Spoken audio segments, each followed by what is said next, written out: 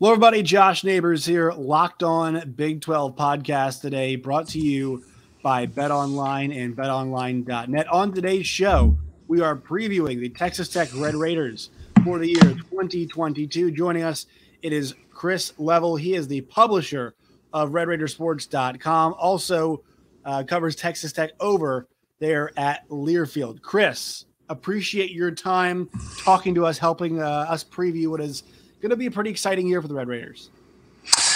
Yeah, it's well, thanks, Josh, for having me on. It's going to be an interesting year. You know, this is a team that had, I guess, in the last calendar year, they've had 3 different head coaches. And a couple of times, multiple coaches at the same time, which has been a bizarre situation. But that's the hand that everybody was dealt last year. They finished it up with a big bowl win, and Joey McGuire has taken this thing. And I'm kind of curious to see what the Red Raiders look like in what should be a wide open Big 12 race. There's a lot of assumptions being made about a lot of these teams, and I think Tech is kind of under the radar. And so I'm curious to kind of see kind of what it looks like, because we'll find out with them in a hurry. Yeah, let's talk about Joey McGuire. I mean, I think there was a lot made of when the change came, right, during the season. A lot of people thought Matt Wells did not get enough of a shot. I was not one of those people. I actually thought they made the change at the right time. And I actually thought that it allowed them to kind of get their transition in place and really allow Joey McGuire to hit the ground running. And we know the recruiting was really good. I just think this year is really interesting for them because their schedule is so difficult.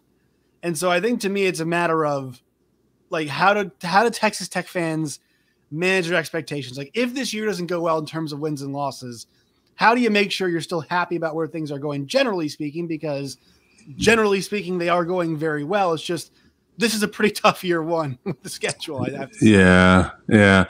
You know, and back in the timing of the decision, there's never an ideal time to pull the trigger on something like that. The optics of it were really strange. One, I hosted Matt's coaches show here, and, you know, all the coaches shows over the last decade plus. And so I spent a lot of time with him. He lived 2 blocks away from me.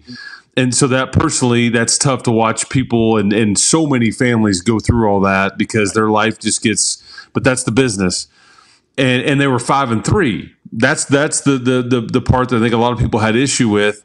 But, you know, people may have also said, hey, I don't see a way out of this. I don't see it getting any better, which is maybe where you stood on it. But it was a weird time right then. And you had a big lead against Kansas State, and in the first half, and then just couldn't finish that game, and that was the end of it. And then Sonny Cumbie, you know, came in and took this thing over and really took a baton and kind of tapped into some of these emotions here as a former player and a West Texas guy and all those things. That I think, you know, 62-yard field goal to beat Iowa State. He beats his old head coach and Mike Leach at Mississippi State in the bowl game, and, you know, was competitive. Almost pulled it off against Baylor, who ended up winning the league. Basically, kick a field goal to try to send it to overtime in the last play of the game. Don't get that done. So anyway, Joey's. This is an outside the box hire, Josh. I mean, like, this is a guy that, you know, he wasn't some longtime college coach waiting for the next, you know, job. He's been a position coach, and he's been a high school head coach for many years, but he has injected this fan base with a ton of energy and juice, and he's doing it because they're recruiting guys with lots of stars next to their names, and that's why he's kind of given them an identity of sorts. But you're right.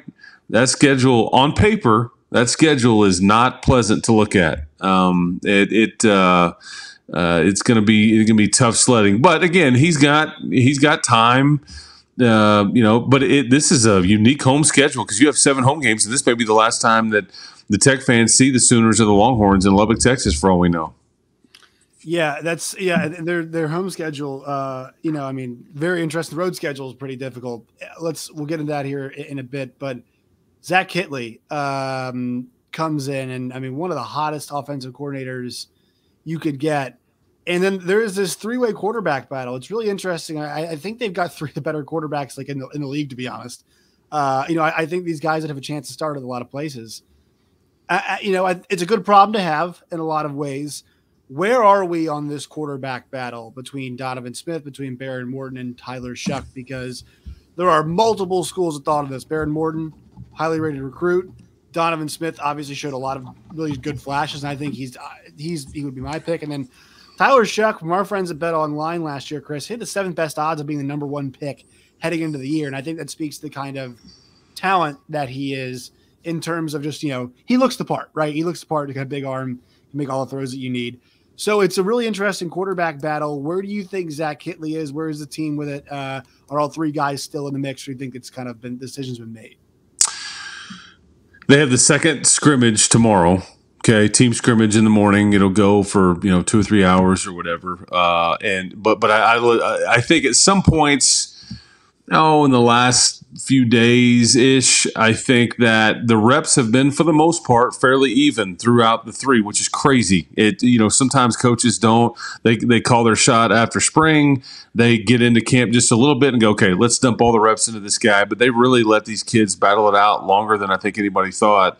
But Joey McGuire said to the public the other day, hey, we're gonna not name anybody until after the second scrimmage. So whether that's tomorrow evening or Monday night, however, someone is starting to separate, and that's Tyler Shuck, in my opinion. And I will say this has been the favorite scenario around here of all the different scenarios. This to me was the favorite. To use a segue from betus.com or whatever it was, betonline.com. But Donovan's going to play. Tyler Shuck is going to start. And how much Donovan plays, where he plays at and from, and how much, that's all to be determined because and then Barron may have the most upside of all those guys, but it's just he's the freshman. He's the guy that's trying to put on a little bit of weight. He's the guy that's trying to not be as much of a gunslinger maybe. But Tyler is polished. He's treating football right now like college football, like professional football, because he's got 2 degrees, working on a 3rd. He doesn't have much responsibility from a classroom standpoint, so he spends a ton of time up in that building and studying and asking questions, and he's polished. You're right. He looks the part. He's what you want, and he's not going to make a lot of mistakes, and he's going to be fine if you trot him up there in front of everybody to represent your team, and Donovan will too. But I don't think Donovan's quite as good at some of the things that Tyler is, and vice versa. But that's what it looks like to me. Tyler gonna start. However, Donovan will play some, and I think that you're right. They love their quarterback room because the future is very bright for Baron Morton. Yeah, I mean, you've got the next 3 or 4 years potentially mapped out. With how things. You hope. If obviously, the portal doesn't get in the way, that's the one big thing, right? Yeah, that's why you have to be on top of your game with obviously recruiting and that kind of stuff. But Zach Hitley. The one big question I have is I think the strong suit of this offense is the running backs. I think that because those guys have so much experience between Taj Brooks and Roderick Thompson. I mean, what Xavier White was a running back that's now, is he playing wide receiver? He's doing a combination of both. Is that a little bit of both? Yes. So the one thing I really noticed kind of watching Western Kentucky and then diving into some of the numbers is that they did not use their backs at the level that a lot of other teams do. It is really a spread and throw it, chuck it around offense. How do you think he is going to incorporate the running backs? Because I feel like you have to when these guys are the most experienced bunch and the better bunch, I guess you could say, that you have. Yeah, I think people looked at Zach and Bailey Zappi's numbers in Western Kentucky last year, and the Stearns brothers who are now in the NFL and all that, and you see, because I mean they averaged about 44 points a game last year, and I think you have, if memory serves, you had somewhere around 270 first downs via throwing the ball and about 90 something running it. I think Zach would tell you though, hey, look, we had a running back. A couple of them actually go down early in the season. Also lost my tight end early in the season. So this is what I'm left with, a quarterback and some wideouts. Let's drop back and let's just chunk it all over the place. This is what we're going to have to do to win. Zach will be the first one to tell you that maybe the 2 best players on his side of the ball are SaRodorick and Tosh, and he's absolutely going to use them. It's a different Big 12 than that Zach left when he was here under Cliff. It's changed. I mean, let's call it what it is. I mean, it's very different. It's cyclical. I think the defenses are better. There's a lot of defensive-minded head coaches in this league now, and the defenses have adjusted, and you better be able to run and run it down, play smash mouth and all that kind of stuff. And the games are shorter. Nobody's running 100-play games anymore. So Zach's aware, but Zach also has seen that scoreboard here get lit up quite a bit, and he does walk around with a T-shirt that says 50 Burger on it. I mean, yeah. So his intentions are clear, right? No doubt. And I think what he's saying is it doesn't matter how we get to that point. As long as we're putting up points, why does anybody care? But, he's absolutely going to run it, going to incorporate a tight end, maybe going to throw it down the field quite a bit, maybe going to run it a bunch quite a bit. It just depends on what – because he learned under Cliff. And Cliff would kind of morph the game plan or kind of the strength depending on the weakness of the opposition week to week, and feel like he can highlight, okay, let's pick on this week. And, he won't care how it gets done. But, yeah, he's going to use those two running backs a bunch. Yeah, I think hearing him talk, I mean, he's really talked about, like, look, we're just going to get the ball to the best players in the team, right, and get the ball to those guys and let them make plays. Right. Another one of those guys is Miles Price. I think that is – that is kind of the big expectation, is that he's going to be the guy this year. Obviously, you lose a guy like Eric Ezukanma, it's not easy to replace that. And it feels like the number one guy is going to be him. But who else are we going to see in this passing attack here? Yeah, I think Miles is the guy that if he stays healthy, it's very fair to say that he could be over 1,000 yards and kind of be the alpha there. He's a slot kind of quickness, twitchy guy. They used to, when he first got here, they would manufacture touches for him in these games, just like, okay, we got to get him the ball some because he's a guy that can make something happen. Yeah, and they'll move him around. I wouldn't be surprised if you see him lined up outside, some inside, and then maybe some at running back, just kind of moving him around. He's a fun player, and you're right. He could be the guy if he stays healthy.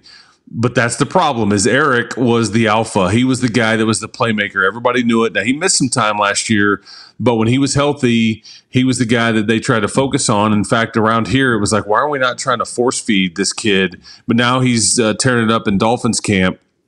So you've got Jerron Bradley, you've got Loic Fungi, you've got Mason Tharp and Baylor Cupp, the tight ends, and Henry Teeter. I think that, Brady Boyd is a kid that came in here from Minnesota, a transfer that I think has lit it up in the spring and so far in camp. He's one of these kids. It's like Tech just swims in these receivers that just find open space, play faster than they really are, and convert in the red zone. And that's what we've seen from Brady Boyd. The problem is, Josh, is that we don't know what everybody's going to do yet because they haven't done it. The good news is there's plenty of talent and bodies here. It's a lot of inexperience. Right. They're swimming in 6'4", 6'5" wideouts, but they're sophomores. They're redshirt freshmen. They're juniors that maybe haven't really had to turn yet. So anyway, that's kind of it makes it really scary, but some fun too, because somebody will emerge from this. But Miles Price, no doubt the guy.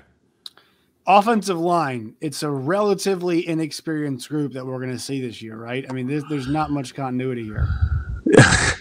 Inexperience here and together, absolutely. Inexperience in college football, generally speaking, no. Yeah, and that's the tricky part. And I think that's the biggest question mark on the team right there, is that group. Because if that group gels and plays pretty good together quickly, they're fine. Yeah. But if they don't, because, I think Zach and Stephen Hamby, who was at Western Kentucky with Zach coaching the O-line, and Stephen Hamby actually played at he blocking for Graham Harrell and Crabtree and all that group way back in the mid-2000s when Mike was here. That's Hamby's O-line coach. Well, they kind of tell you what their thoughts are about that offensive line group when they first get here. And so they go, let's get a kid from USC. Let's get a kid from Oklahoma State. Let's get one of our guys from Western Kentucky. Let's go get one from the University of New Mexico. And so they're basically telling you this group needs help. This group needs help right now. So they went and got guys. They've got some talent. It's just a matter of, can you mesh it together really quickly? And I think the Michael Shanahan, who they brought from Western Kentucky, is maybe their best offensive lineman here. He's been MIA a little bit with an injury in the spring and early part of camp, but when healthy, he's their best guy, and they know what he can do. So he's going to play somewhere. And then Caleb Rogers and Weston Wright are two holdovers. Those guys are just solid, and they'll be fine. It's the right tackle and the center position that's the tricky one right now, that's probably going to be filled by two newcomers, and we're not sure exactly what that looks like yet. But there's no doubt to be worried about that position. I would say it could have a huge payoff too.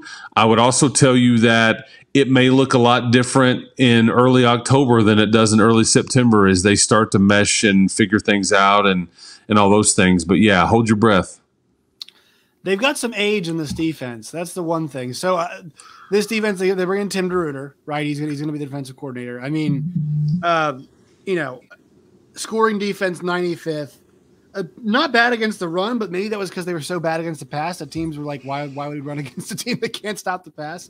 Yeah. Right? The top 40 against the run, but 119th against the pass, 86th in total defense, 60th defensive efficiency, 92nd in terms of allowing explosive plays, and then finishing drives on defense. They were 105th. So they've actually got a lot of old. It looks like a lot of older guys here on the defense. The big question is, does experience equate into success? Do they get better like we think college football players do? And I think obviously the effort's led by Tyree Wilson.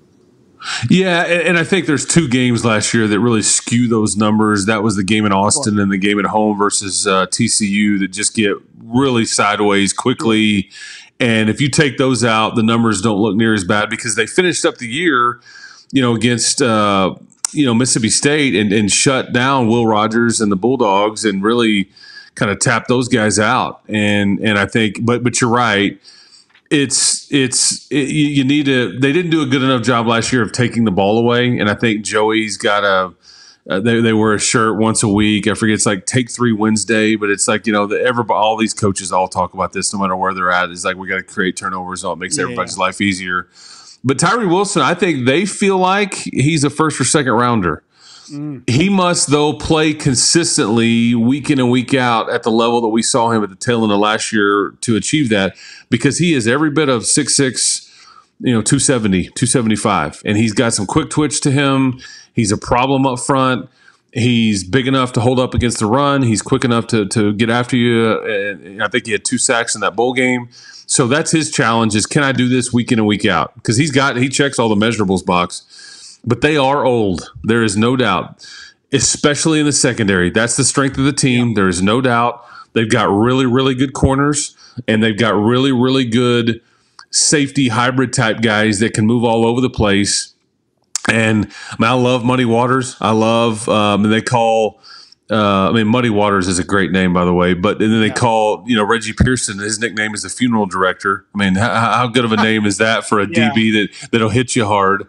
But they brought in some other guys. They've got, they brought Tyler Owens in from University of Texas. There's just a lot of versatility back there.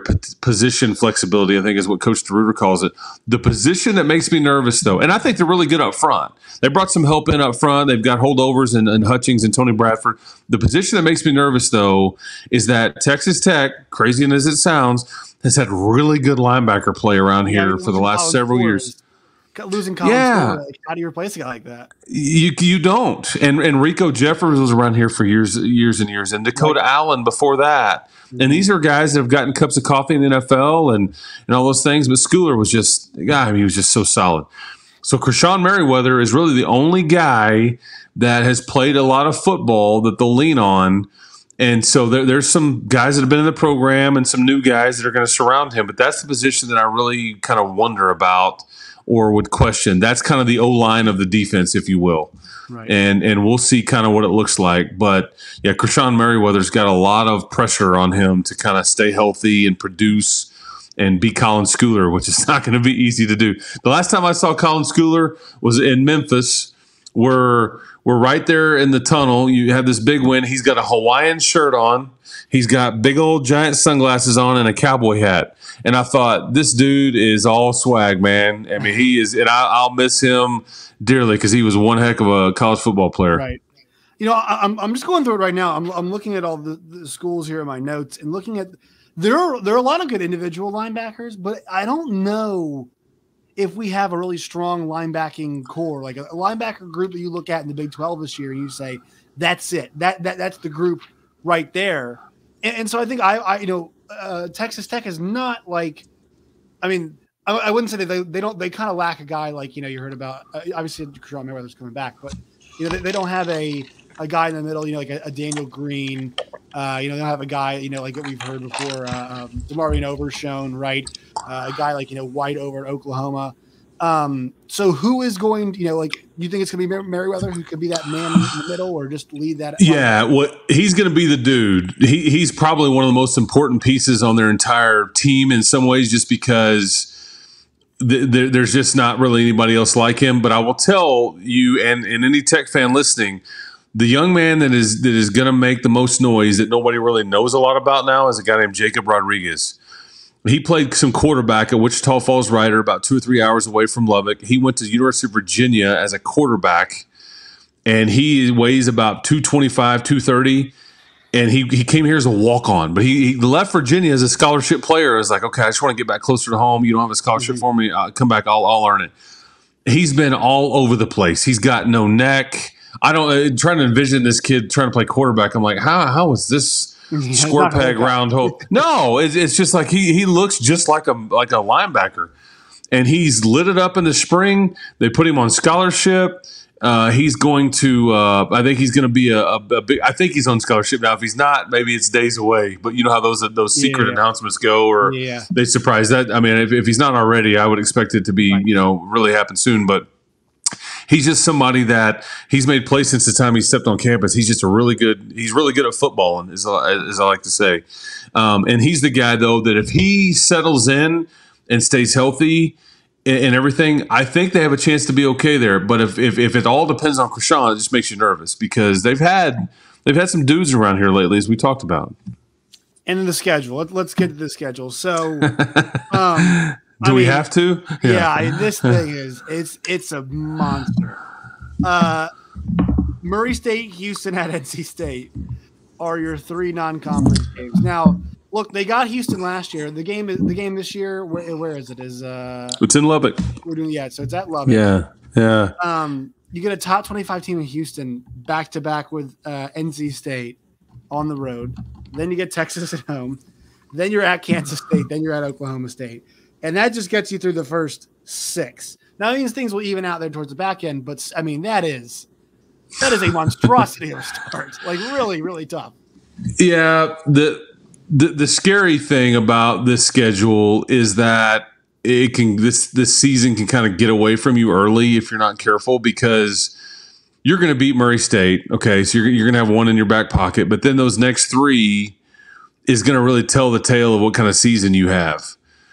And if you can figure out a way to go 2-1 in that stretch and end up, 3-1 overall after 4 games, I think you're feeling pretty good about things. You've got some equity that you can count on, but it's not out of the question that you're 1-3, and there wouldn't be a bad loss in there. These teams are just, and I think it's important to say this is before a lot of their recent injuries too, because I would have said it then, but it may be more so now. Games 2 and 3 for Texas Tech are going to be tougher than Game 4 will be, personnel-wise, in my opinion. That's just because look at the quarterbacks. I mean, NC State's guys, the preseason player of the year in the ACC, Clayton Tune for Houston has been there for forever. I think at Texas, they lost a few players to injury. There's kind of some quarterback questions whether it's going to be Ewers or, and so. But if you could just figure out the Houston game, it meant so much last year. I think so many people around here thought, okay, if Matt Wells doesn't beat Houston, he may not make it out of September. Well, you beat them, and you do it in dramatic fashion. You kind of run away from them. It's the only loss they had all year, and then you still end up not being able to follow through. But the Houston game, I say all that to say the Houston game this year means so much again, because if you get it, you're ahead of the curve, you feel good. But if you don't get it, you're trying to go to a top 10, top 15 NC State team and playing them at nighttime on a Saturday night, yeesh, not a lot of fun. So we'll know early. But if they do well early, look out, because they could be a team that Maybe that O-line's playing pretty well. Maybe Jacob Rodriguez type kids have stepped up. Look out, because there's not a lot of depth issues on this team. There's just lots of questions from okay, are these guys that have come here from other schools, are they going to work out? But maybe we're getting those answers pretty quick. Well, because you're so right about the fast start. I mean, when you have a schedule like this, trying to find out who you are or kind of establish stuff. I mean, when you're going, because I think Kansas State's gonna be really good this year. I think everything outside of Adrian Martinez and the team is awesome. I think, and that's a huge question though. Is Adrian Martinez? Yeah, right. And so I think at Kansas State still it's gonna be a tough game regardless. Obviously, we saw last year how that one went. At Oklahoma State, not sure how good they're gonna be, but that's a really difficult place to go and win. Okay, you get to go home for West Virginia. Probably a winnable game. You should get done. Baylor's then at home. Game you could probably swing, but right. I mean, trying to figure out who you are and get things going and repeat maybe success you had against West Virginia and do it against Baylor. Tough. On the road against TCU. I think that stretch there, the West Virginia, Baylor at TCU, Kansas stretch, if you could find a way to swing 3 of 4 in that stretch, you're feeling pretty good, but it's just hard to establish anything. And then you end up the last 2 at Iowa State and Oklahoma. So my real question is, how do you find the rhythm here? There's nowhere to find the rhythm, right? There's no, all right, we get UTEP and, we get, Murray State, and then we have the challenging no, they have 2 challenging non-con right after Murray State, and then it's in the conference schedule. Yeah, and I think that's why, if you're Joey, one, you're thinking big picture here, but make no mistake, I mean, the internal expectations are much, much higher than the external ones, because I think fans are and people, people that are looking at this, okay, they got picked 8th or 9th in the league, there's not a lot of expectations, but here's my point. A lot has been made of what Ewers is supposed to be, or what Martinez is supposed to be, or what JT Daniels is supposed to be. I mean, on and on and on and on it goes. Spencer Sanders is the preseason player of the year. He's not great. Okay, these are the facts. So what if everybody else isn't as good as what people think? What if Derek Mason can't ably replace Jim Knowles as the DC of Oklahoma State, and that group was as good as we saw in this conference in a long time on that side of the ball? I mean, there's a lot of assumptions being made about other schools in the Big 12, and I look at Texas Tech and say they have plenty of questions too. There's no question, and it's fair to ask about your O-line and kind of wonder about the QB. But what if they get some of those answers? Because I think that people have said it. This is as wide open as the league race has ever been. There's 4 or 5 teams I think people realistically could make a really salty argument for winning the league. What was Baylor picked before last year? Because I think it was the back half and they ended up winning it, right? I mean that's the fun part of sports. And so I think Tech is in a position where if a few of these questions get answered, I think they could be in the thick of things. And I again, I offer all that up to say on paper right now, it looks scary as all get out. I mean, the beauty is, though, 7 of them are at home. If you can for once keep a quarterback healthy, and because it's been a decade since you really. Yeah. I mean, Mahomes had a year where he played every game and he was playing dinged up, but it's been since Seth Dagey in the late kind of 2010-11 time where you've really had a guy that just rolled through all year. So. But what if you get a few breaks? I mean, I don't know if you believe in the due theory. You're due some good luck or some breaks. So, or it could just be brutal, and it's just like the schedule chews you up, and you don't get any answers, and then we're sitting here talking about a 4-8 or 5-7 campaign too. Who the heck knows? But right. But that's the fun part about this, is that college football is the greatest thing ever, and we get these random results on an October the 18th or November the 1st. You're like, man. And we look back on what we all said in July and August and go, what were we thinking then? What were we thinking? How wrong could we have been? So anyway, we'll see. That's the fun part. I think there is a world where there's an encouraging 5-7 and encouraging 6-6. I think that's out there with the schedule. I don't disagree. Yeah. Especially when you're, Josh, I think the thing about Joey is the identity he brought in as the high school coach is the recruiting thing took off really quickly. He can continue to point to that and all that. And I think that in a slow build and all that, they've announced $250 million worth of renovations just with the football stadium and all that stuff. The NIL deals, I'm just saying, like, I don't want Tech fans to get like discouraged by maybe a tough season. That's what I think here, because it's positive. Everything's good. Everything's good right now. Yeah, you got to have a little optimism. You got to think big picture. It needs to be a little patience. But I do think they can make a little bit of noise here too, and I think they can scare people because, I mean, again, Baylor won the league last year. They go to Waco with an interim head coach, and they're kicking a field goal to try to tie the thing at the end of the game. Right. And it was Garibay who made a 62-yarder, and he just missed it. I mean, so they're right there against these really good teams. They had the results against Texas and TCU. The game against Oklahoma, it doesn't ever work out for the Red Raiders in Oklahoma except for one time before, but that was fresh off the deal. But every other game, you're in the mix, you're competitive, you're right there. It's just so, and I expect much of that to be this year. But Joey will get them to play hard. After being around him, people are like, is this how this guy is all the time? I'm like, yep, every day, every time that I see him. He's just like a nut. And I'm like, what are you taking? What are you drinking? What's your diet? Because I don't know. Yeah, I need some of that. But I think those kids have bought in, and that's worth something. I don't know what, but we'll find out. All right, so what is your prediction? I always ask all of my hosts this. Yeah, you have to give me a number. Yeah, there's no weaseling out of this. You got to give it to me. It's going to be somewhere between 5 and 7 wins, in my opinion. I think that's where that's the sweet spot right there. I mean, I think Vegas has you at 5.5 win total, and I think this. So that's, but I think it's not going to be out of the realm of possibility they figure out a way to win 7 or even 8. I mean, because I've seen the depth and talent. Because there's no numbers issue here. It's just we've got questions about these guys. But I'll hit you with 7 and 5. I'll be optimistic. I mean, I do sidelines for the radio broadcast. I'll travel around these guys.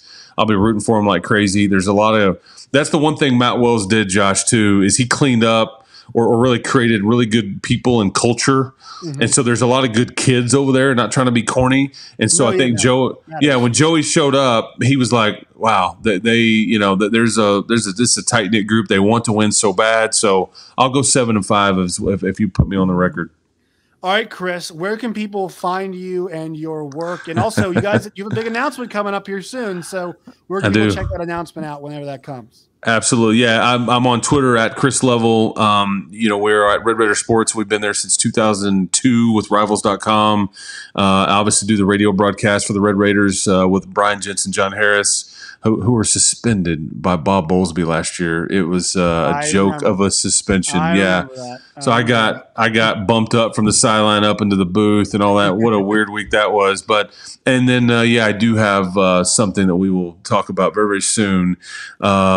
Similar format maybe to what you're seeing here, so it should be fun. Josh, you and I may be talking again some point soon. Yeah, I look forward to it. Hopefully it's after an upset win over NC State or something like that, right? There you go. Yeah, down go. Yeah, you know what? We can be a 2-man wolf pack and not a 1-man wolf pack that night. Yeah, it's a little hangover term there. There you go. All right, Chris Level, appreciate your time. Thank you so much. Josh, appreciate it, man.